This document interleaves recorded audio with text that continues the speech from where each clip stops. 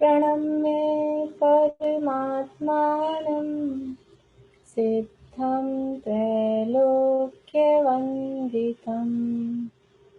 स्वाभाविकचिदानन्द स्वरूपं निर्मलाव्ययम् शुद्धजीवादिद्रव्याणां देशिकं च जिनेश्वरम् द्रव्यसङ्ग्रहसूत्राणां वृत्तिं वक्ष्ये समासुतः जीवमजीवमदव्यं जिणवरवसहेन जीर्णनेत्थं देविन्दविन्दवन्दं वन्दे तं सर्वदा शिरसा कहे जीव अजीव जिनवर विषव ने लोक में वे वंद्य सुरपति वृंद से वंदन करूं कर जोड़ मैं। 8वीं गाथा बोलेंगे। उक्कल कम्मादीणं कत्ता व्यवहार दो दुनिश्चय दो चेतन कम्माणादा शुद्धनया शुद्ध भावाणम्।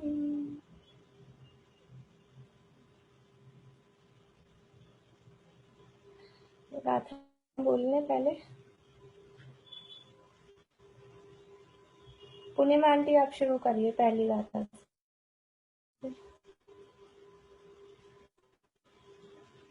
अनम्यूट कर आंटी आंटी आवाज चालू कर लीजिए।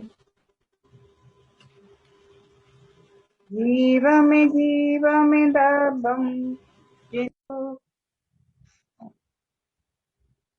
अभी आगे पढ़े। पेपर एक ज्योति जी ने नहीं दिया और सबने दे दिया पेपर।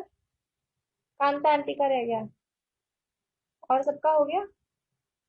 कांता दिन का तो क्या हुआ कि वो हो ही नहीं पाया, कर तो लिया था पूरा पेपर।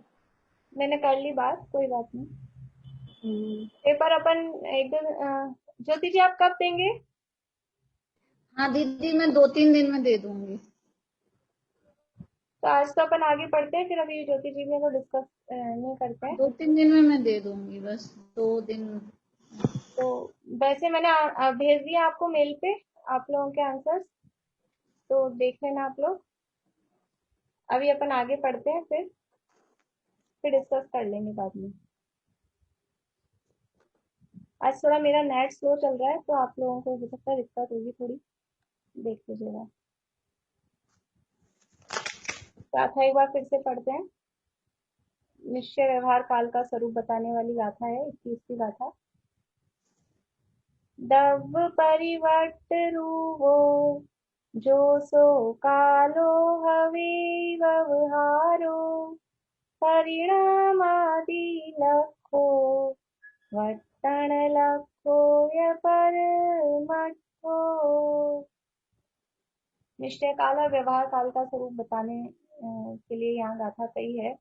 द्रव्य परिवर्त रूपो, जो द्रव्यों के परिवर्तन रूप है, जो द्रव्यों के परिवर्तन रूप है, सो यानी वह, कालो यानी काल, हवे यानी होता है, व्यवहारो वह व्यवहार काल होता है। जो द्रव्यों के परिवर्तन रूप है, द्रव्यों का परिवर्तन जिसके द्वारा देखा जाता है वो व्यवहार काल है। द्रव्यों में जो परिणमन हो रहा है वो तो उनकी पर्याय है, लेकिन वो जो परिणमन जिसके द्वारा नापा जा रहा है, वो जो टाइम पीरियड है, वो व्यवहार काल कहलाता है। और वो व्यवहार काल परिणाम आदि लक्ष्यों, परिणाम आदि से लक्षित होता है। परिणाम क्रिया परत और अपरत, परिणाम आदि कहा तो आदि में आगे और भी लेना है। तो क्रिया, परत्व और अपरत्व, इनसे वो लक्षित होता है, यानी इनसे वो पहचाना जाता है। वट्टण लखो या परमठ्ठो, और जो परमार्थ काल है यानी निश्चय काल है, वो वर्तना लक्षण वाला है। निश्चय काल क्या है कि निश्चय तो काल द्रव्य है, और निश्चय काल द्रव्य वो वर्तना लक्षण वाला है। व्यवहार काल है वो द्रव्यों के परिवर्तन से नापा जाता है, और वो परिणाम, क्रिया, परत्व और अपरत्व रूप होता है, उनसे पहचाना जाता है। परिणाम किसे कहते हैं, क्रिया किसे कहते हैं, परत्व किसे कहते हैं, और अपरत्व किसे कहते हैं। मैं कल पूछूंगी थोड़ा थोड़ा आप लोगों से। ऐसे क्या है, ये जो पेपर अपना ऐसा होता है ना, उसमें तो कुछ मजा ही नहीं आता है। ये तो विषय ऐसे हैं पूरे पूरे, मतलब सब्जेक्ट वाइज। तो थोड़ा थोड़ा आप लोगों को बोलना भी आना चाहिए। किसी जैसे धर्म द्रव्य का स्वरूप पूछा जाए, तो गाथा से अपने को थोड़ा सा उसका अर्थ आना चाहिए, बोलना आना चाहिए। अब वो टिक मार्क वाली आदत हो गई, ऐसे तो बच्चों की आदत बिगड़ गई, ऐसे अपनी भी आदत बिगड़ गई कि बस वो टिक मार्क लगाना है, उतना ही अपने को आना है। तो थोड़ा सा अपने को अब ओरल फिर बोलना पड़ेगा, थोड़ा बोलना आना चाहिए कैसे क्या स्वरूप है। देखिए, ये अपन ने देख लिया था टीका में। आगे बढ़े सीधा, या पुराने को रिपीट करना है वापस से, आगे बढ़ जाए। एक बार ये परत्व अपरत्व का एक बार और करवा दो। परत्व मतलब जो पहले हुआ हो, अपरत्व यानी जो बाद में हुआ हो, यानी जो बड़ा है टाइम के हिसाब से, अपन जैसे बड़ा छोटा जो देखते हैं ना, तो परत्व जो पहले हुआ, पुराना जो है, पुराना का हो, कभी उसको पुराना कहते हैं, कभी उसको बड़ा कहते हैं। मतलब जो पहले हुआ है वो परत्व, और जो बाद में हुआ है वो अपरत्व।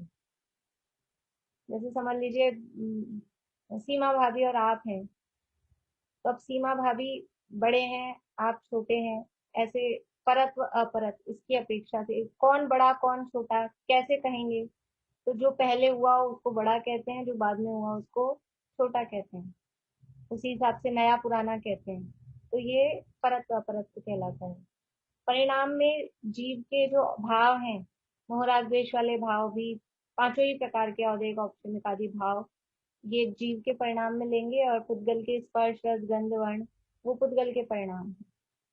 क्रिया में क्षेत्र से क्षेत्रांतर रूप क्रिया, अथवा जो परिस्पंदन रूप क्रिया है, यहीं बैठे बैठे हाथ चलाना करना, जो भी क्रिया है वो सब क्रिया के अंतर्गत लेंगे। तो परिणाम, क्रिया, परत्व और अपरत्व, इन सब से वो समय, जो व्यवहार काल है, वो व्यवहार काल नापा जाता है। जैसे बड़े छोटे की जो बात है, तो बड़ा छोटा कैसे कहा जाएगा। कोई 8 साल का है, कोई 10 साल का है, तो ये जो 8 साल और 10 साल के आधार पे हमने परत्व परत्व देखा, तो ये 8 साल और 10 साल ये व्यवहार काल है। वो जो टाइम पीरियड देखा ना, 8 साल कैसे कहा, इतना लंबा हमने उस टाइम को देखा, तो वो परत्व है। ऐसे ही परिणाम है पुद्गल के, समझ लीजिए टमाटर हरे से लाल हो गया है, आम हरे से पीला हो गया है, नींबू हरे से पीला हो गया है। तो ये जो उनके रंग बदल रहे हैं, गंध स्पर्श सब बदल रहे हैं, ये उनके परिणाम हैं। इसी तरह से क्रिया है, एक जगह से दूसरी जगह गए, अथवा पड़े पड़े वहीं एक ही जगह पर जो परिस्पंदन रूप आदि क्रियाएं हैं, इनसे वो जो हो रहा है उसमें टाइम लगता है। जो भी ये चीजें हो रही हैं, रंग बदलना है, रूप बदलना है, इन सब में कुछ जो टाइम लगता है, तो वो टाइम व्यवहार काल कहा जाता है, उससे हम नापते हैं। जैसे कभी कभी पुराने जमाने में इस तरह की बातें चलती थी, आजकल कम है। जैसे समझ लीजिए किसी दादाजी ने पेड़ बोया, आम का पेड़ बोया, वो आम का पेड़ मुझे नहीं पता एग्जैक्ट, मान लो 5 साल में वो उगता है। तो वो कोई बच्चा पूछे दादाजी कब उगेगा, तो वो ऐसे कह दे अभी वो 5th में है, तो वो कह दे जब तू 10th में आएगा तब उगेगा। तो अब ये ऐसा कहा ना, इसको टाइम हमने सीधा सीधा कहते 5 साल में उगेगा, ऐसा नहीं कहा जब तू 10th में आएगा तब उगेगा। तो उसको ऐसा नापा, टाइम से नापा कब उगेगा। या तो एक जवाब ये देते जब उगना होगा जब उगेगा। तो ऐसे इस जवाब से कोई हल नहीं निकलता, समझ में नहीं आता। तो उसको हमने ऐसा करके, या फिर जब ये पेड़ उगेगा तब ये काम होगा, जब ये पेड़ उगेगा तब तुम 10th में आ जाओगे, ऐसा करके कहा। तो ये वो जो परिवर्तन हो रहा है, द्रव्यों का जो परिवर्तन हो रहा है, उसको नापा गया है। तो उसको किससे नापा गया है, उसको व्यवहार काल से नापा जाता है। तो तो जो द्रव्यों के परिवर्तन रूप है, हाँ, क्रिया में क्षेत्र से क्षेत्रांतर तक नहीं आएगा इसमें, क्रिया रूप में? क्षेत्र से क्षेत्रांतर आएगा ना। जैसे अपन ने उदाहरण लिया था ना पहले कि हम ट्रेन में बैठ गए, अब बम्बई कब पहुंचेंगे, तो बम्बई 4 घंटे में, तो वो क्षेत्र से 4 घंटे बम्बई है ऐसे बोलते सीधा। यहाँ से बम्बई कितने घंटा है, कितना घंटा है ऐसा बोलते। यहाँ से अजमेर कितना घंटा है, तो ऐसा वो भी टाइम से नापते हैं हम। तो इस क्षेत्र से क्षेत्रांतर भी, क्षेत्र से क्षेत्रांतर है, अथवा रखे रखे परिणमन होना है, परिस्पंदन रूप क्रिया है उसमें, ये सब व्यवहार काल से नापा जाता है। वो सब जो नापा जा रहा है वो व्यवहार काल कहा जा रहा है। देखिए एक बार वापस से पढ़ लेते हैं, ज्यादा उसको वो नहीं करेंगे, केवल पढ़ते हुए आगे बढ़ते हैं। यहाँ 70 नंबर पेज पे बीच में उसे स्पष्ट किया जाता है। जीव और पुद्गल के परिवर्तन रूप जो नवीन और नष्ट पर्याय, उसकी समय घड़ी इत्यादि रूप स्थिति जिसका स्वरूप है, वह द्रव्य पर्याय रूप व्यवहार काल है। जितने जो परिवर्तन हो रहा है, तो नई पर्याय और पुरानी पर्याय नष्ट हुई और नई पर्याय जो आई है वो जब तक टिकी रही है, उसकी जो स्थिति है, उसका जो टाइम पीरियड है, वो व्यवहार काल कहा जा रहा है। वही संस्कृत प्राकृत में भी कहा है, स्थिति ही काल संज्ञा, कहा स्थिति को काल संज्ञा है। उस पर्याय से संबंधित जो समय घड़ी आदि रूप स्थिति है, वह स्थिति व्यवहार काल है। पुद्गल आदि के परिवर्तन रूप पर्याय व्यवहार काल नहीं है, ऐसा अभिप्राय है। मतलब यहाँ जो कहा है ना, द्रव्य परिवर्तन वो, तो द्रव्यों का परिवर्तन, तो द्रव्यों का परिवर्तन काल नहीं है, लेकिन द्रव्यों के परिवर्तन में जो टाइम लग रहा है, उसमें जो स्थिति है, जो कालावधि है, उसका नाम व्यवहार काल है। द्रव्यों का परिवर्तन तो वो द्रव्यों का परिणमन है, उनकी पर्याय है। तो वो बात कह रहे हैं कि पुद्गल आदि के परिवर्तन रूप व्यवहार काल नहीं है कि पुद्गल का परिवर्तन हुआ और वो काल हो गया। पुद्गल का परिवर्तन तो पुद्गल में हुआ, लेकिन उसमें जो टाइम लगा है, उसमें जो समयावधि कालावधि है, उसका नाम यहाँ व्यवहार काल कहा है। पर्याय संबंधी स्थिति को व्यवहार काल ऐसा नाम मिलता है। जैसे कोई भी चीज है, हम कोई चीज लाए, ये कितने दिन चलेगी, एक्सपायरी डेट लिखी होती है ना, 1 साल की इसकी एक्सपायरी है, 1 साल चलेगी, ये उसका व्यवहार काल, ये उसका काल है। इसका काल कितना है कि अभी आटे का कितना काल है, कि आटे का 3 दिन का काल है, तो ये उसकी स्थिति है। सर्दियां हो जाएगी तो आटे का काल कितना रहेगा, कि 7 दिन हो जाएगा, ये उसकी स्थिति है। आटे की जो अवस्था है वो आटे की पर्याय है, लेकिन वो आटा कब तक यूज लेने लायक, काम में लेने लायक बना रहेगा, भक्ष्य रहेगा, उसको व्यवहार काल से कहा जाता है। या स्थिति मतलब टाइम पीरियड। टाइम पीरियड मतलब मर्यादा उसकी कितनी हाँ है ना? हाँ हाँ। पर्याय संबंधी स्थिति को व्यवहार काल ऐसा नाम मिलता है, इसलिए जीव और पुद्गल के परिणाम से, पर्याय से, तथा एक प्रदेश से अन्य प्रदेश को चलने रूप अथवा गाय दोहना, रसोई करना आदि परिस्पंदन रूप क्रिया से, उसी प्रकार दूर अथवा समीप चलने रूप कालकृत परत्व और अपरत्व, परत्व अपरत्व में एज वाइज जैसे अपन ने देखा वो तो है ही, या जो भी कंपैरिजन जो भी हो रहा है ना, जैसे कंपैरिजन करें हम, आदर्श नगर दूर है कि जौहरी बाजार दूर है, जैसे मैं अपने घर में बैठी हूँ, तो यहाँ से क्या दूर है क्या पास है, ये भी परत्व अपरत्व के अंतर्गत आएगा। यहाँ से अजमेर दूर है कि दिल्ली दूर है, कि ऐसा ऐसा कंपैरिजन करना, वो भी परत्व अपरत्व के अंतर्गत आएगा। तो दूर अथवा समीप चलने रूप कालकृत परत्व और अपरत्व से वह लक्षित होता है, ज्ञात होता है, अतः वह व्यवहार काल परिणाम क्रिया परत्व और अपरत्व लक्षण युक्त युक्त कहलाता है। अब द्रव्य रूप निश्चय काल का कथन कहते हैं।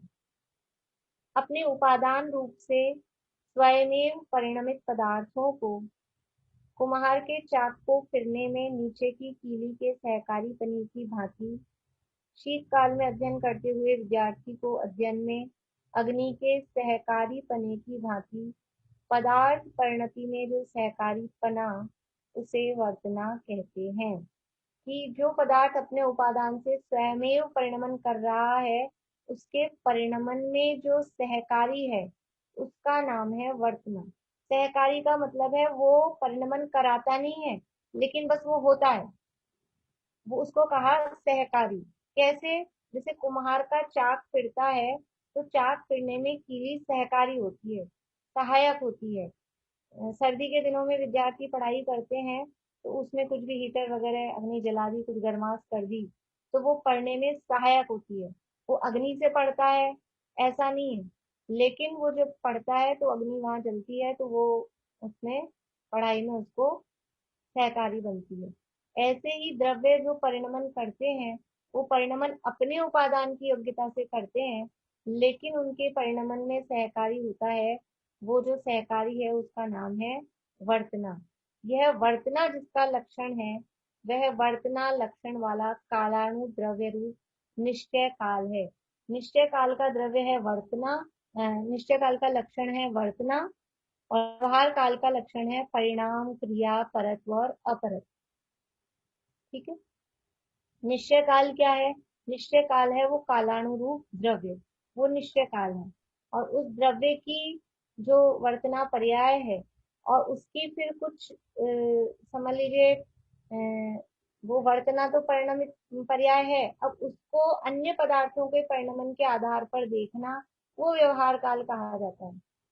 काल द्रव्य का जो परिणमन है वो वर्तना है, और अन्य पदार्थों के परिणमन के हिसाब से, अन्य पदार्थों के जो परिणमन हो रहा है उसके आधार पर उस काल को देखना, वो व्यवहार काल कहा जाता है।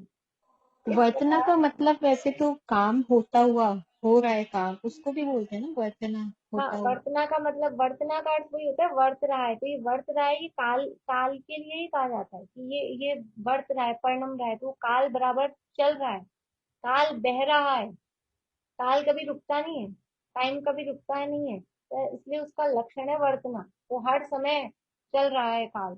ये हम समय को रोक दें कि समय रुक जाए, ऐसा कभी नहीं हो सकता। हाँ, हम समय को रोक कर मतलब बढ़ा कर करके कहते हैं एक दिन, आज का दिन, 24 घंटे को पूरा समय आज कह दिया, लेकिन वास्तव में वो 24 घंटे तक आज रहता नहीं है।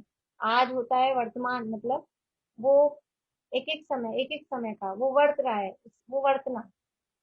तो वर्तना मतलब हर समय चल रहा है, वो निश्चय काल का लक्षण है, लेकिन उसको अन्य द्रव्यों के परिणमन के आधार पे कुछ कलेक्टिव, मतलब ऐसा बड़ा करके, और फिर उसको जो कहा, तो वो व्यवहार काल कहा जाता है। इस प्रकार व्यवहार काल और निश्चय काल का स्वरूप जानिया। द्रव्यत्व गुण का परिणमन वर्तना में आ जाएगा ना? नहीं, द्रव्यत्व गुण का क्यों? परिणमन वर्तना नहीं है। द्रव्यत्व गुण का हाँ, परिणमन तो हर द्रव्य का अपना अपना वो परिणमन है। वर्तना है वो तो काल, वही तो वर्तना है वो काल गुण की पर्याय है। वो काल गुण का, काल गुण नहीं, सॉरी, काल द्रव्य का परिणमन है, और उसका परिणमन अन्य द्रव्यों के परिणमन में निमित्त बनता है। द्रव्यत्व गुण तो सभी द्रव्यों में है, छहों द्रव्यों में। द्रव्यत्व गुण के कारण सब द्रव्यों में परिणमन हो रहा है, और उस द्रव्यत्व गुण के हाँ परिणमन में ये वर्तना निमित्त बनती है। वो हाँ, द्रव्यत्व वर्तना गुण का निमित्त जो बन रहा है ना परिणमन, उसमें। हाँ, निमित्त बनती है, लेकिन द्रव्यत्व गुण का हाँ परिणमन निमित्त। वर्तना नहीं है। हाँ द्रव्यत्व गुण का परिणमन वर्तना नहीं है।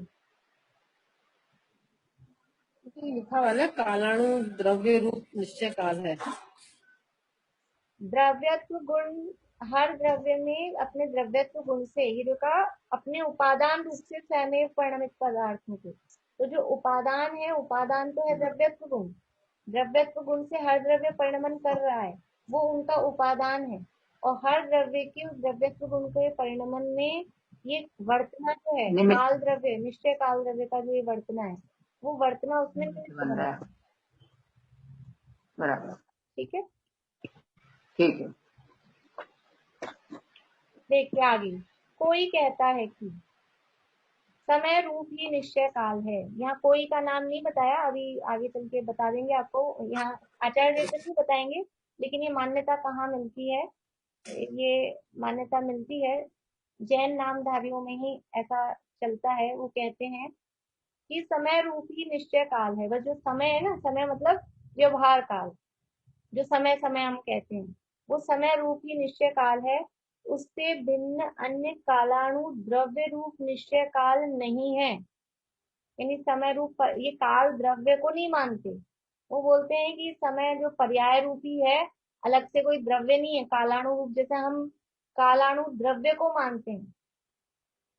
अभी आगे वाली गाथा आएगी कि रैणाणम राशि रत्नों की राशि के समान, जैसे पूरे फर्श पे रत्न बिखेर दिए जाएं, तो ऐसे रत्नों की जैसे कालाणु वास्तव में कालाणु रूप द्रव्य हैं, अमूर्तिक द्रव्य है, लेकिन वो है, उनका अस्तित्व है वास्तव में।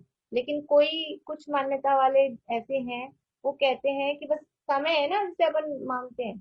जैसे कुछ लोग कर्म को भी फिजिकल द्रव्य नहीं मानते, कर्म भी बस ऐसा बातें जैसी है, हवा में कह लो। कर्म कोई, जैसे जैसे ये पेंसिल अपने को दिख रही है, ऐसे कर्म कोई द्रव्य होता है ऐसा वो नहीं मानते।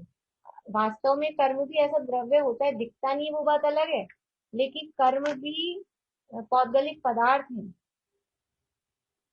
अब कुछ लोग ऐसे बोलते हैं बस जो हमने किया ना, क्रिया जो हो रही है, वर्ब जो होती है, उसी को कर्म मानते हैं। या फिर कर्म है वो एक संस्कार है, मतलब ऐसे कहने की बात है कि जो कर्म किया, लेकिन कर्म कुछ दिखता है या होता है एक्चुअल में, ऐसा नहीं है। वो लोग ऐसा मानते हैं। ऐसे ही काल को भी ऐसा मानते हैं कि जो हम कह रहे हैं ना बस ये समय समय समय, तो ये समय रूप पर्याय रूप है, वास्तव में एक्चुअल में काल कुछ है नहीं, द्रव्य रूप में काल कुछ है नहीं, ऐसा वो लोग मानते हैं। देखिए क्या कहते हैं, समय रूप ही निश्चय काल है, उससे भिन्न अन्य कालाणु द्रव्य रूप निश्चय काल नहीं है, क्योंकि वह देखने में नहीं आता है। क्योंकि ऐसा कोई कालाणु द्रव्य देखने में नहीं आ रहा है, इसलिए काल बस समय रूप होता है, पर्याय रूप होता है, द्रव्य नहीं होता। काल नाम का कोई द्रव्य नहीं है, जो आप कह रहे हो कालाणु होता है, ऐसा कोई द्रव्य नहीं होता। बस ये समय समय जो टाइम अपने को दिखता है, 1 घंटा 2 घंटा, एक दिन एक साल, बस ऐसे समय रूप है, पर्याय रूप है। लेकिन निश्चय से जो आप कह रहे हो वर्तना लक्षण वाला कोई कालाणु द्रव्य है, ऐसा कोई द्रव्य नहीं होता, ऐसा वो कह रहे हैं। और तर्क क्या दे रहे हैं, क्योंकि वो देखने में नहीं आता। अभी यहाँ तो वो तर्क नहीं दिया, लेकिन हम अपनी तरफ से तर्क दे सकते हैं। ऐसे देना देखने में तो चालू बहुत कर कुछ दो। चीजें नहीं आती है। जीव देखने में आता है क्या, आत्मा देखने में आती है क्या? आत्मा भी देखने में नहीं आती, फिर आत्मा को ही नहीं मानना पड़ेगा। तो कहेंगे आत्मा भी हवा हवा ही है, कुछ हवा वाली बात है, दिखती कहाँ है? दिखता है कि किसी को शरीर ही तो दिख रहा है। तो जैसे ये आत्मा नहीं दिख रहा है, फिर आप आत्मा को मत मानो। अब आप कह रहे हो काला अणु तो दिखता नहीं है, इसलिए बस हवा में ऐसे समय को मानो, खाली पर्याय को मानो, द्रव्य को मत मानो। ऐसा यहाँ ये तर्क दे रहे हैं। उसका उत्तर देखिए आचार्य देव तो अपने अलग टाइप से दे रहे हैं। उसका उत्तर देते हैं। प्रथम तो समय काल की ही पर्याय है। समय को पर्याय तो मान रहे हैं, समय को पर्याय मान रहे हैं, लेकिन काल द्रव्य को नहीं मान रहे। तो वो जो पर्याय है, वो पर्याय है किसकी? पर्याय किसी द्रव्य की तो होती है। बिना द्रव्य के पर्याय होती है क्या? हवा में कोई द्रव्य है ही नहीं और पर्याय हो जाए। तो समय आप पर्याय मान रहे हो, तो वो समय किसकी पर्याय है? तो कह रहे हैं समय काल की ही पर्याय है। फिर प्रश्न उठा रहे हैं, समय काल की पर्याय किस प्रकार है? उत्तर, पर्याय उत्पन्न ध्वंसी होती है, इसलिए। समय काल की पर्याय क्यों कह रहे हो, समय को पर्याय क्यों कह रहे हो? क्योंकि पर्याय उत्पन्न ध्वंसी होती। पर्याय का लक्षण क्या है? पर्याय का लक्षण है उत्पाद व्यय। उत्पाद व्यय वो पर्याय का लक्षण है, और ध्रुवता वो द्रव्य का या गुण का लक्षण है। तो पर्याय है वो उत्पन्न ध्वंसी। उत्पन्न ध्वंसी यानी उत्पाद होती है, उत्पन्न होती है और नष्ट होती है। तो पर्याय उत्पन्न ध्वंसी होती है, इसलिए वो समय, और समय भी नष्ट होता है, उत्पन्न होता है, इसलिए समय पर्याय है। देखिए फिर से, प्रथम तो समय काल की ही पर्याय है। समय काल की पर्याय किस प्रकार है? पर्याय उत्पन्न ध्वंसी होती है, इसलिए। तथा कहा है कि समो उपपन्न पदहंसी। समो उपपन्न पदहंसी यानी समय उत्पन्न होता है और नाश को प्राप्त होता है। ये प्रवचन सार में गाथा है 139 नंबर की, 139 नंबर की गाथा, उसमें ऐसा कहा है। देखिए ये जो प्रकरण है ना क्षय द्रव्य, अब ये जो अपना प्रकरण चालू हो रहा है क्षय द्रव्य पंचास्त्री काय का, ये प्रवचन सार में भी विषय है। पंचास्तिकाय का तो नाम ही पंचास्तिकाय है ग्रंथ का, उसमें भी सेम ऐसा विषय है यही। और ये यहाँ द्रव्य संग्रह, लेकिन ये द्रव्य संग्रह का विषय समाज में ज्यादा प्रचलित है, द्रव्य संग्रह ज्यादा प्रचलन में आया, पंचास्तिकाय कम प्रचलित रहा कंपैरेटिवली, क्योंकि ये वास्तव में गाथाएं बहुत सरल हैं। एक तो छोटा सा है, 58 गाथाएं हैं, और केवल गाथा और उसका अर्थ देखें तो बहुत सरल है। और वहाँ वहाँ भी गाथाएं तो सरल ही है, लेकिन ये ज्यादा प्रचलन में पहले आ गया, इसलिए वो इतना फेमस नहीं हो पाया। इसकी टीका भी बहुत आध्यात्मिक है। अभी परसों वो महिला गोष्ठी चल रही थी 12 भावना पे, तो उसमें एक कर्नाटक की विदुषी है धवलश्री आंटी, आपने सुना था? किसी ने सुना था? धवलश्री विदुषी बहुत अच्छी, यानी बहुत अच्छी विदुषी है, और उन्होंने इतनी महिमा गाई इसकी, द्रव्य संग्रह ग्रंथ की। और वो तो केवल 12 भावना, इसमें आगे आएगा सारा विषय, 12 भावना का भी, 3 लोग का भी विषय आएगा, सारे विषय सारे आएंगे इसमें। तो वो तो 12 भावना से रिलेटेड केवल एक गाथा की उन्होंने बहुत प्रेरणा दी, और ये इतना आध्यात्मिक ग्रंथ है, मतलब बहुत आध्यात्मिक ग्रंथ है। और ये पढ़ लेना इसको, मतलब अपने को स्वाध्याय के हिसाब से अपने को पढ़ना है, एग्जाम एग्जाम ये तो सब फॉर्मेलिटी है। हम इसका भाव, हमको मर्म ख्याल में आ जाए, स्वाध्याय के हिसाब से हम इसको पढ़ें अपने, यानी आत्म भावना से। तो बहुत अच्छी आध्यात्मिक टीका है ये, बहुत उन्होंने मतलब इसकी प्रेरणा दी पढ़ने की। तो लगा भी, अपन तो पढ़ ही रहे हैं, और वास्तव में फील भी होता है कि कितना आध्यात्मिक है, किस तरह से पुद्गल भी समझाना है, तो वो जीव के आधार पे ही पुद्गल को समझा रहे हैं। तो काफी है, मतलब आध्यात्मिक टीका है। तो यहाँ प्रवचन सार का रेफरेंस दिया है कि समय उत्पन्न होता है और नाश को प्राप्त होता है, और वह पर्याय द्रव्य के बिना नहीं होती। देखो समय पर्याय है, क्यों है? क्योंकि पर्याय है, वो उत्पन्न होती है और नष्ट होती है, और समय भी उत्पन्न होता है और नष्ट होता है। और जो पर्याय होती है, वो पर्याय कभी द्रव्य के बिना नहीं होती, ऐसे ही पर्याय हो जाए बिना द्रव्य के ही, ऐसा कभी नहीं होता। तो पर्याय द्रव्य के बिना नहीं होती। तो उस समय रूप पर्याय काल के उपादान कारण रूप द्रव्य, वह भी काल रूप ही होना चाहिए। समय को तो आप मानने को तैयार हो, और समय है पर्याय रूप, और पर्याय है वो बिना द्रव्य के होती नहीं है। तो वो जो समय पर्याय है, उसका कोई द्रव्य भी होना चाहिए। उसका द्रव्य कौन सा होगा? समय है वो टाइम रूप है, काल रूप है। समय जो पर्याय है वो काल रूप है। तो वो जो काल रूप पर्याय है, उसका द्रव्य क्या होगा? उसका द्रव्य कोई जीव पुद्गल होगा या काल ही होगा? जो पर्याय जिस रूप है, उसका द्रव्य भी तो उसी रूप होगा, काल काल रूप ही होगा। देखिए आगे उदाहरण दे रहे हैं। ईंधन अग्नि आदि सहकारी कारण से उत्पन्न भात रूप पर्याय के उपादान कारण धान की भांति। आपने चावल बनाए, चावल बनाए हमने, तो चावल बनने में क्या क्या लगता है? अग्नि, ईंधन, मतलब गैस समझ लीजिए, गैस अग्नि, वो हमने उस पे रख के, और उसमें वो जो धान रूप चावल था, कच्चा चावल था, उसको हमने चढ़ा दिया। तो वो जो चावल बन गए निकले, जो हम खा रहे हैं, वो किसकी पर्याय है? जो चावल हम थाली में लेके हमने भोजन किया, वो किसकी पर्याय? अग्नि की?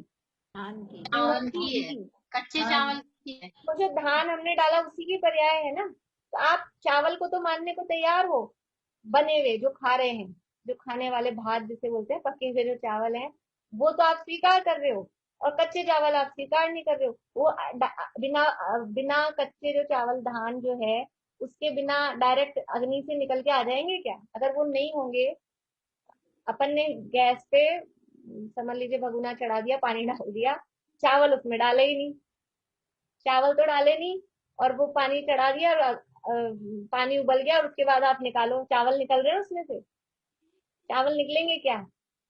चावल होंगे तो निकलेंगे ना। तो यहाँ कह रहे हैं कि जैसे आप कह रहे हो कि समय को तो आप मानने को तैयार हो, समय को मानने को तैयार हो, और काल द्रव्य को मानने को तैयार नहीं हो। आपको पके पकाए चावल तो चाहिए, उसको तो मानने को तैयार हो, और वो बने किससे हैं, उसके पीछे द्रव्य है कि नहीं है, वो द्रव्य मानने को आप तैयार नहीं हो।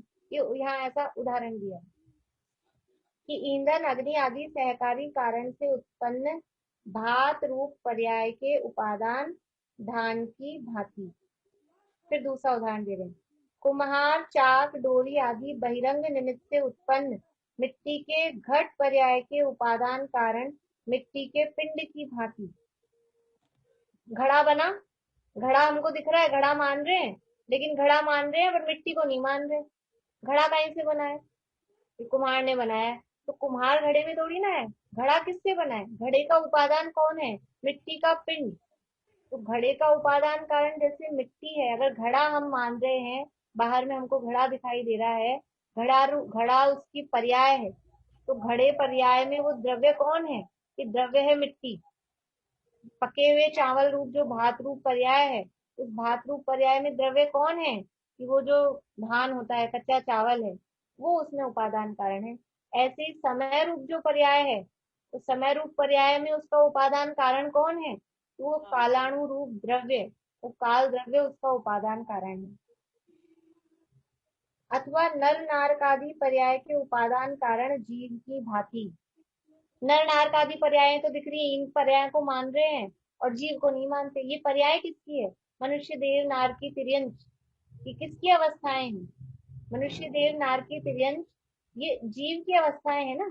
जीव को मानने को तैयार नहीं है और अवस्थाएं को मान रहे हैं। तो अवस्था है तो उसके पीछे उसका द्रव्य भी है ही।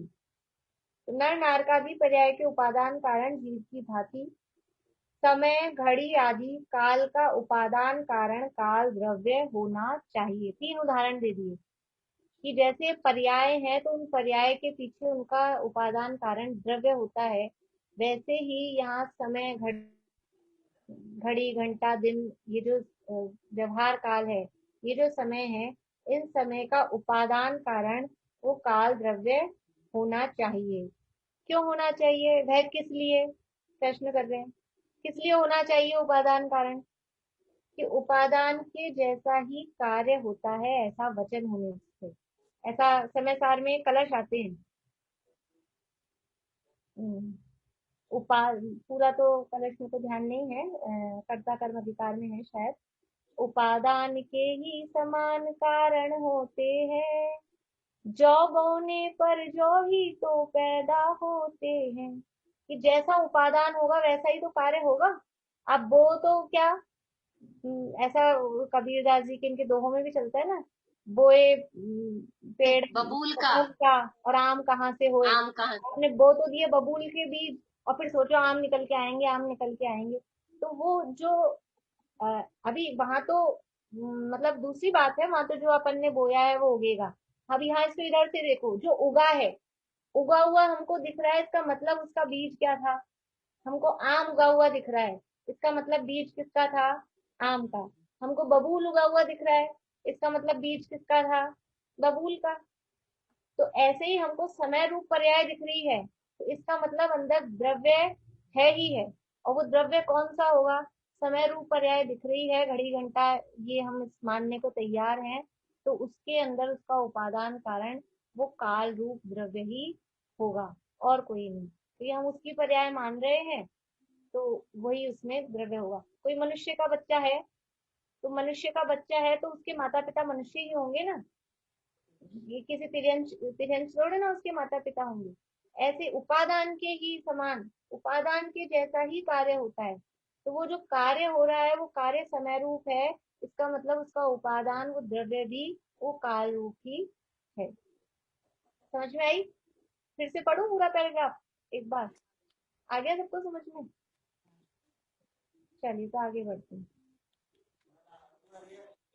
अब फिर ये मान्यता किसकी है? देखिए ये मान्यता यहाँ नाम नहीं दिया, लेकिन ये मान्यता है ऐसी श्वेतांबर मत में। श्वेतांबर मत में यद्यपि जैन कहे जाते हैं, लेकिन वहाँ काल को द्रव्य रूप में स्वीकार नहीं करते, काल को पर्याय रूप में ही स्वीकार किया जाता है। अगर हम उनकी अंदर डीप स्टडी करें, उनकी कंपैरेटिव स्टडी करें, मैंने एमए किया था, तो वहाँ उसमें श्वेतांबरों वाला भी चलता था। तो वहाँ काल के 5 ही काल नहीं, सॉरी, द्रव्यों के 5 भेद ही मानते हैं और काल को बस ऐसा पर्याय रूप ही मानते हैं। तो उसके लिए यहाँ तर्क दिया है कि आप पर्याय मान रहे हो तो बिना द्रव्य के पर्याय कैसे होगी?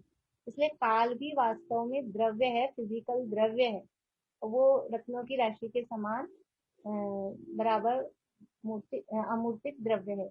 ये समझ लीजिए मतार्थ का वर्णन चल रहा है या अन्य मतों के संदर्भ में, क्योंकि यहाँ तो नया अर्थ मतार्थ सभी चलते हैं द्रव्य संग्रह में।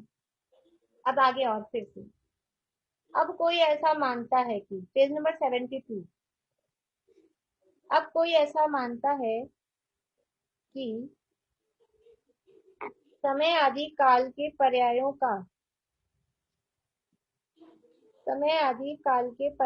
का उपादान कारण काल द्रव्य नहीं है, परंतु समय रूप पर्याय की उत्पत्ति में मंद गति परिणत उद्गल परमाणु, निमेष रूप पर्याय की उत्पत्ति में आंखों का बंद होना और खुलना, घड़ी रूप काल पर्याय की उत्पत्ति में घड़ी की सामग्री रूप जल का बर्तन, मनुष्य के हाथ आदि के व्यापार, और दिवस रूप पर्याय की उत्पत्ति में सूर्य का बिंब उपादान कारण है।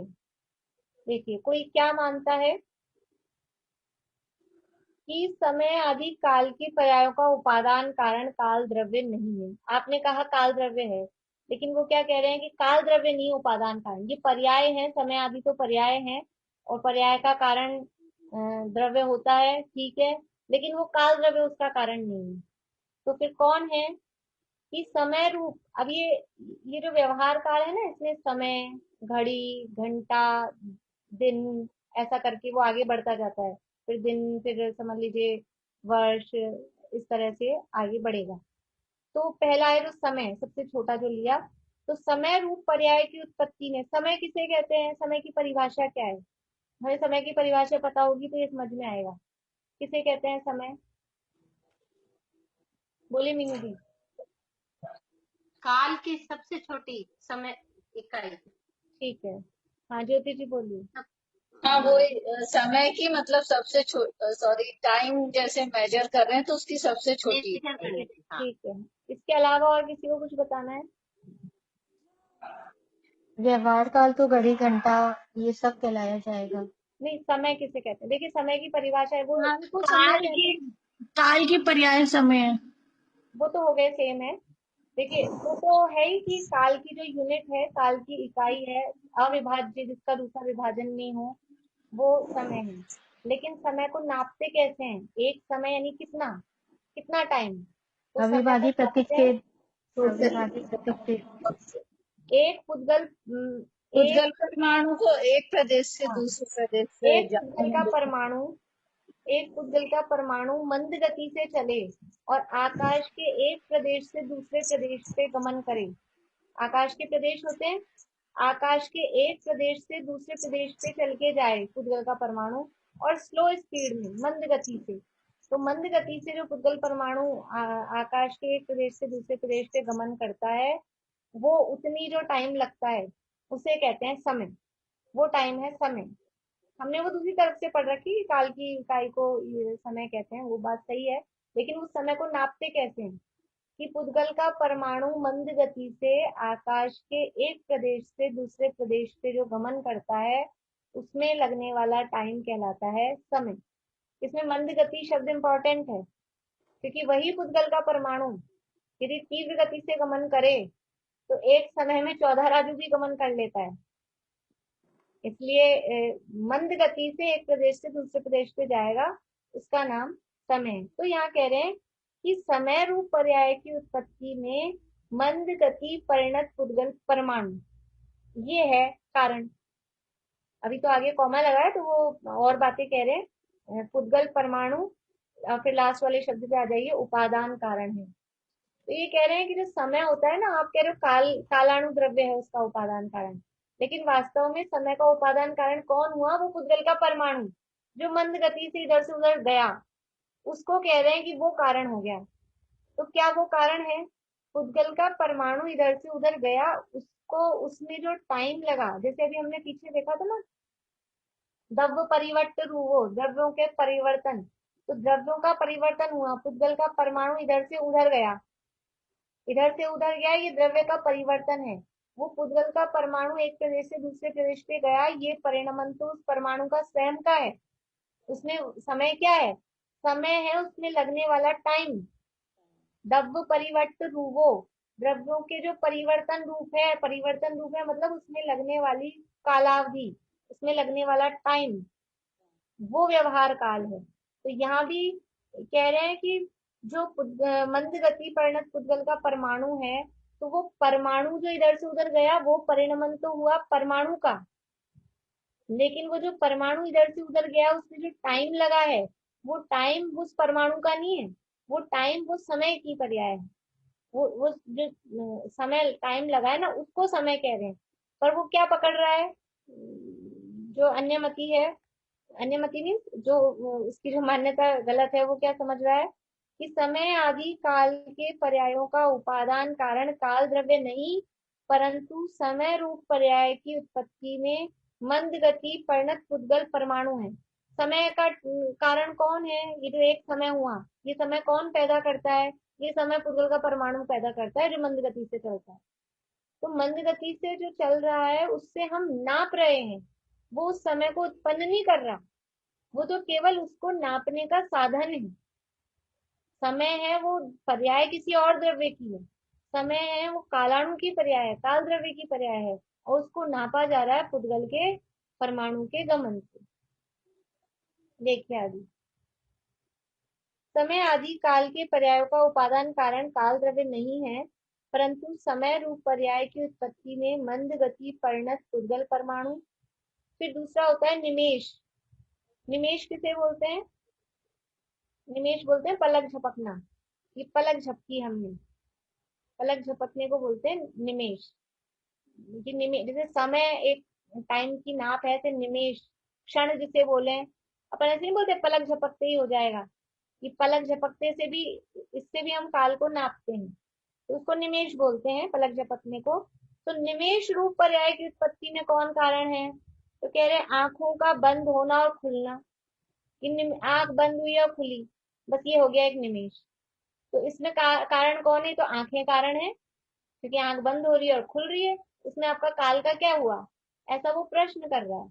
समय समय कैसे उत्पन्न हो रहा है? कि वो परमाणु मंद गति से इधर से उधर जा रहा है, तो समय उत्पन्न हो रहा है।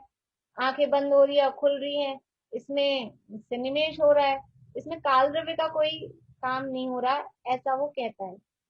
तीसरा, पहली पर्याय है, देखिए व्यवहार काल की पर्यायों के नाम है। एक है नाम समय, दूसरा नाम है निमेष, तीसरा नाम है घड़ी।